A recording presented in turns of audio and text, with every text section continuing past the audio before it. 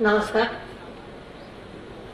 उरुळी कांचन निसर्गोपचार आश्रम स्थापना दिन आणि आमच्या आनंदाच्या रहस्य पुस्तकाच्या प्रकाशनाच्या या कार्यक्रमामध्ये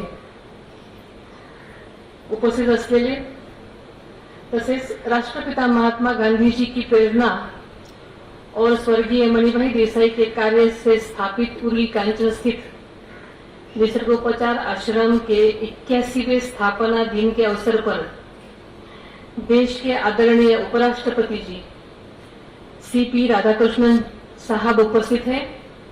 मैं हम सभी की ओर से सर्वप्रथम उपराष्ट्रपति महोदय का तहे दिल से यहाँ स्वागत करती हूँ।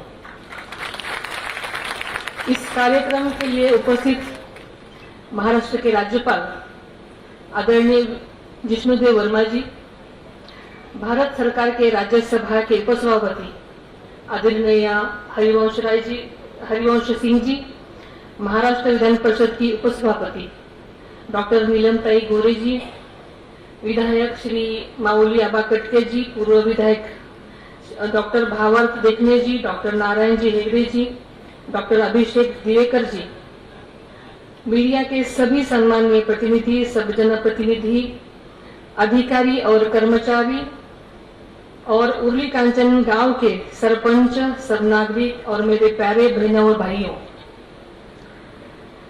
निसर्गोपचार आश्रम के स्थापना दिन के अवसर पर सबसे पहले मैं आप सबको हार्दिक शुभकामनाएं देती हूं। आज का यह अवसर अत्यंत विशेष और प्रेरणादायी है। यह निसर्गोपचार आश्रम केवल एक स्वास्थ्य केंद्र नहीं है, बल्कि जीवन जीने की एक सशक्त दिशा है। राष्ट्रपिता महात्मा गांधी जी की प्रेरणा से स्थापित यह आश्रम प्राकृतिक चिकित्सा के माध्यम से स्वास्थ्य, स्वावलंबन और सादगीपूर्ण जीवन का संदेश देता है। वर्षों से यह आश्रम न केवल रोगों के उपचार का केंद्र रहा है, बल्कि स्वस्थ जीवन शैली और प्रकृति के साथ संतुलन बनाए रखने की प्रेरणा भी देता आया है। इस पावन अवसर पर हम सभी को यह संकल्प लेना चाहिए कि हम प्राकृतिक जीवन शैली को अपनाते हुए अपने स्वास्थ्य का संरक्षण करें और समाज में भी इस प्रति जागरूकता रखें। निसर्ग आणि महात्मा गांधी यांचं अतूट नातं होतं। ग्रामीण भागाचा विकास हा त्यांचा कार्याचा केंद्रबिंदू होता। भारताचा खरा आत्मा गावात बसतो असं महात्मा गांधींचं नेहमीच म्हणणं होतं आणि त्यांच्या विचारावर त्यांचा विश्वास होता। म्हणूनच त्यांनी आपल्या संपूर्ण आयुष्यामध्ये उन्नती, स्वावलंबन आणि साधेपणाचा मार्ग स्वीकारला आणि समाजासमोर तोच आदर्श ठेवला।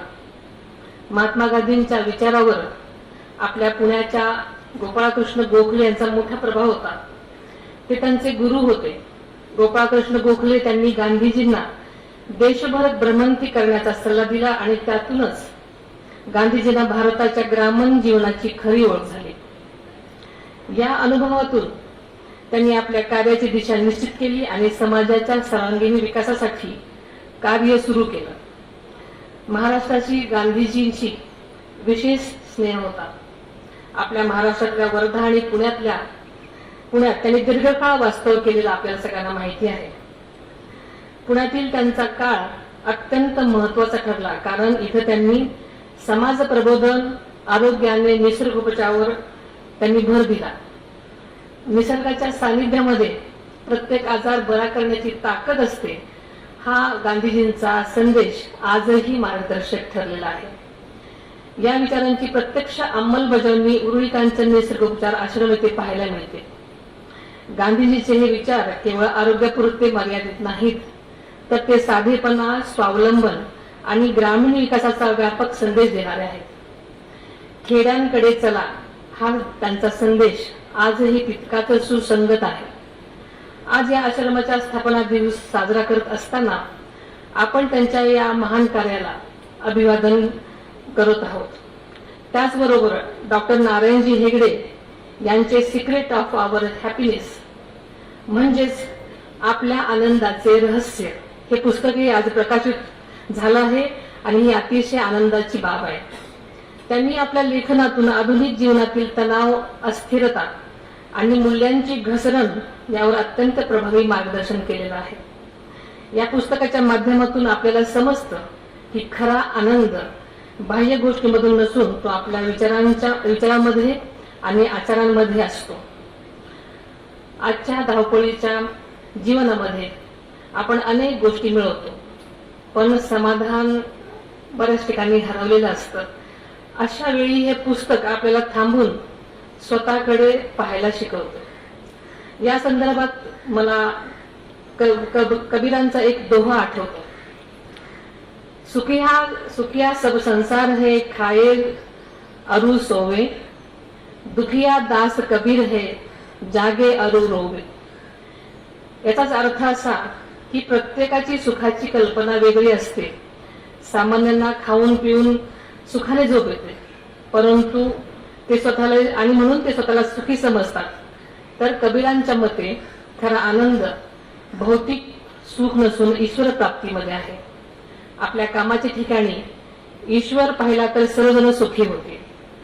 निसर्गोपचार आश्रमाचे गेल्या अनेक दशकांपासून हजारो रुग्णांना आरोग्यदायी जीवन दिलेलं आहे. येथे दिले जाणारे उपचार केवळ शरीराचे नाही तर तन, मन आणि आत्म्याचेही आरोग्य सुधारतात. स्वच्छता, संतुलित आहार, योग, ध्यान आणि निसर्गाशी सुसंवाद हीच खरी आरोग्याची गुरुकिल्ली आहे. हे गांधीजींनी आपल्याला नेहमीच शिकवलेलं आहे.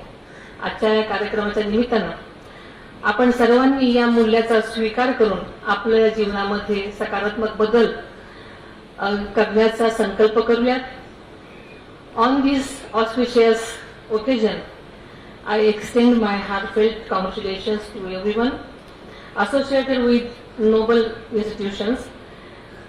Let us carry forward the timeless vision of Mahatma Gandhi and strive towards a healthier, happier, and more compassionate society. As we celebrate this day, let us remember happiness is not something ready-made. It comes from our on actions. धन्यवाद. आणि आज या कार्यक्रमाला आपण आवर्जून बोलवलं त्याबद्दल मी आपल्या सर्वांचे मनापासून आभारी आहे. जय हिंद, जय महाराष्ट्र.